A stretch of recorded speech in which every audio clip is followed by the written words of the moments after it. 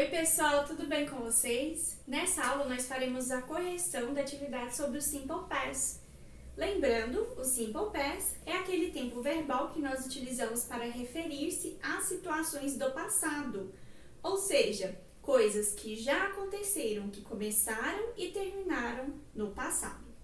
Bom, então ele é marcado pelo tempo verbal do ED, e nesse exercício era para que nós fizéssemos exatamente isso, conjugar o Simple Past utilizando esses verbos que estão entre parênteses. Então, a gente vai observar. Se for verbo irregular, se for um daqueles verbos que eu passei para vocês naquela listinha, a gente vai conjugar como está lá na listinha.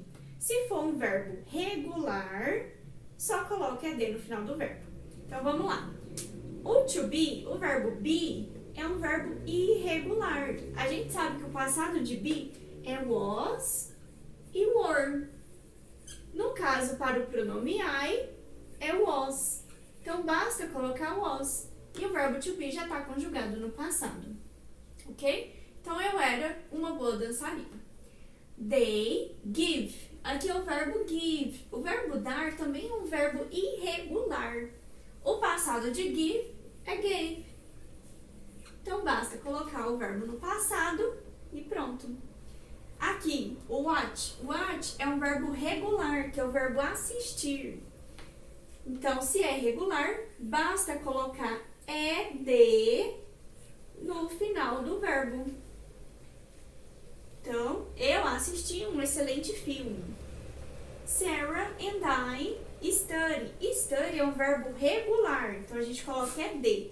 Mas aqui, nesse caso, quando termina com Y e antes do Y tem uma consoante, a gente tira o Y e coloca I, E, D. Então, study, I, E, D. Studied. Esse verbinho eu já tinha passado para vocês também, tá?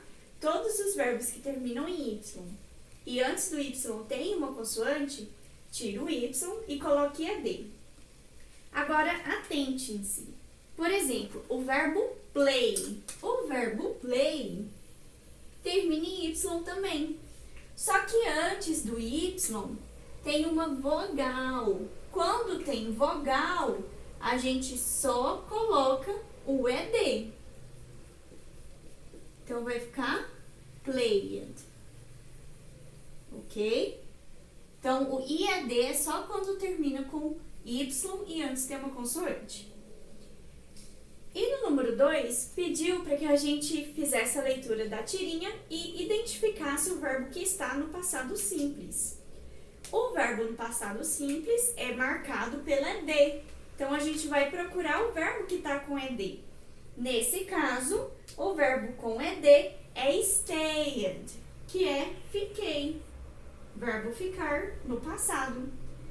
E pede para que a gente explique por que usou o past simple.